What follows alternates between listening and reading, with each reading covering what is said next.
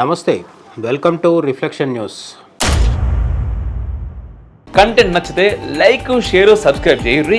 ఇంకా బాగా నచ్చితే పే చేసుకుని మాత్రం అస్సలు మర్చిపోవద్దు. మీరు పంపే రూపాయి అయినా కూడా నాకు అది చాలా చాలా చాలా ఇంపార్టెంట్ అండ్ చాలా పెద్దది.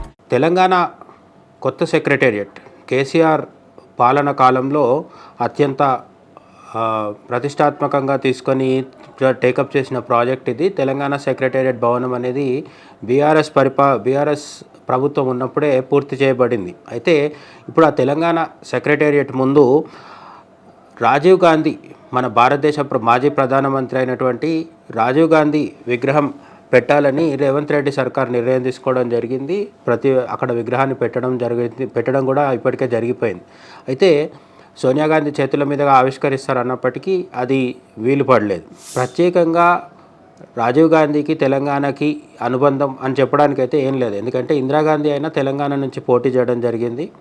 అలాగే నెహ్రూ పరిపాలనా కాలంలో తెలంగాణ అంటే అప్పటి హైదరాబాద్ స్టేట్ నిజాం పరిపాలన నుంచి విముక్తమైంది. ఇటువంటివి చెప్పుకోవచ్చు. కానీ రాజీవ్ గాంధీ పరిపాలనా కాలంలో తెలంగాణతో రాజీవ్ గాంధీకి ఉన్న ప్రత్యేక అనుబంధం అంటూ చెప్పుకోవడానికైతే ఏమీ ఉండదు. అయినప్పటికీ తెలంగాణ కాంగ్రెస్ ప్రభుత్వం ఎవరైతే ఉన్నారో వీళ్ళు పదే పదే రాజీవ్ గాంధీని తెలంగాణకి లింక్ చేస్తూ ఏదో ఒక విధంగా సోనియా గాంధీ దగ్గర మార్కులు కొట్టేయాలి అనే తాపత్రయం అయితే మనకు కనిపిస్తున్నట్టుగా అర్థమవుతుంటుంది. బీఆర్ఎస్కి సంబంధించినంత వరకు బీఆర్ఎస్లో కేటీఆర్, హరీష్ రావు నుంచి మొదలు పెడితే అందరూ కూడా అక్కడ తెలంగాణ తల్లి విగ్రహం పెట్టాలని అనుకున్నాము, అది కాకుండా మీరు రాజీవ్ గాంధీ విగ్రహాన్ని పెట్టడం మేము ఒప్పుకోమని దీని మీద రాజకీయం చేస్తున్నారు. బీఆర్ఎస్ని కూడా మనం పూర్తిగా సమర్థించడానికి లేదు. ఎందుకంటే బీఆర్ఎస్ దగ్గర 10 ఏళ్ల కాలం ఉన్నప్పుడు కూడా తెలంగాణలో సెక్రటేరియట్ భవనం కట్టించిందే కేసీఆర్ సీఎంగా ఉన్నప్పుడు అయినప్పుడు మరి ఆ భవనం ముందర తెలంగాణ తల్లి విగ్రహం అప్పుడే పెడితే అడ్డుకున్న వాళ్ళు ఎవరు? కానీ పెట్టలేదు. సో బీఆర్ఎస్ అప్పుడు తెలంగాణ తల్లి విగ్రహం పెట్టకుండా ఇప్పుడు రాజీవ్ గాంధీ విగ్రహం పెడితే మాత్రం దాని మీద రాజకీయ వ్యాఖ్యలు చేస్తుండడం అనేది మనం అర్థం చేసుకోవచ్చు. సో ఇప్పుడు ఈ బీఆర్ఎస్కి తెలంగాణ కాంగ్రెస్కి మధ్య జరుగుతున్న రాజకీయ మాటల యుద్ధం ఏదైతే ఉందో దాన్ని పక్కన పెడితే అసలు తెలంగాణ సెక్రటేరియట్ ముందు రాజీవ్ గాంధీ విగ్రహం ఏర్పాటు చేస్తున్న సమయంలోనే సెప్టెంబర్ 17 తెలంగాణ విమోచన దినం కూడా రావడం జరిగింది. అయితే దాన్ని తెలంగాణ ప్రజాపాలన దినం అని చెప్పేసి మన రేవంత్ రెడ్డి గారు ప్రకటించి కొంత సానుకూలంగా స్పందించినట్టు కనిపిస్తూనే విమోచన దినం అనే నినాదాన్ని డైల్యూట్ చేసే క్రమం, అంటే విమోచన దినం అనే నినాదాన్ని కొంచెం శక్తి తగ్గించే విధంగా బీజేపీ దీన్ని క్యాష్ చేసుకుంటుంది. జాతీయవాదం కావచ్చు, హిందుత్వవాదం కావచ్చు, నిజాం వ్యతిరేకమైన కామెంట్స్ ద్వారా కావచ్చు బీజేపీ విమోచన దినం అనే కాంట్రవర్సీని లేదంటే విమోచన దినోత్సవం అనే నినాదాన్ని క్యాష్ చేసుకుంటుందనే దాన్ని రేవంత్ రెడ్డి గుర్తించి దీన్ని ప్రజాపాలన దినోత్సవంగా ప్రకటించడం జరిగింది. కాంగ్రెస్ ఏమో రాజీవ్ గాంధీ పేరు జపం చేస్తుంది.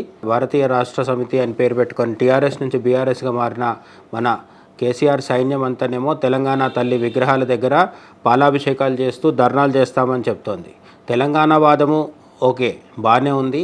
అలాగే తెలంగాణ కాంగ్రెస్ వాళ్ళు వినిపిస్తున్న రాజీవ్ గాంధీ వాదం కూడా బాగానే ఉంది. కానీ ఇక్కడ జాతీయవాదం వినిపిస్తున్న వాళ్ళు మాత్రం మనకు ఎవరు కనిపించట్లేదు. ఎందుకంటే అసలు హైదరాబాద్ సంస్థానం నిజాం పాలన నుంచి విముక్తం పోయి హైదరాబాదు భారతదేశంలో అంతర్భాగమయ్యి ఈరోజు భారతదేశం మొత్తంలోనే ఒక పెద్ద మెట్రోపాలిటన్ సిటీగా హైదరాబాద్ ఐటీ రంగానికి కేర్ ఆఫ్ అడ్రస్గా నిలబడి ఇంతమందికి ఉపాధిని, ఆవాసాన్ని కల్పిస్తూ ప్రపంచ ప్రఖ్యాతి పొందింది. అంటే దీని మొత్తానికి వెనుక వల్లభాయ్ పటేల్ ఆ రోజు తీసుకున్న సాహసోపేతమైన నిర్ణయం ఉంది.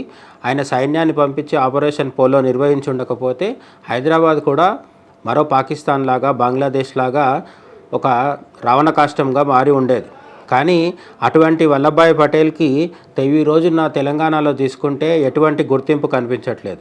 ఇటు తెలంగాణ కాంగ్రెస్ వల్లభాయ్ పటేల్ తమ పార్టీ నాయకుడే అయినప్పటికీ హైదరాబాద్కి స్వాతంత్రం రావడానికి ఆయన ప్రధాన కారకుడు అని చెప్పి ఈ రోజున కాంగ్రెస్ నాయకులు రాహుల్ గాంధీ నుంచి మొదలు పెడితే రేవంత్ రెడ్డి వరకు ఎవరు కూడా ఆ మాట ప్రస్తావించిన దాఖలాలు మనకు కనిపించవు.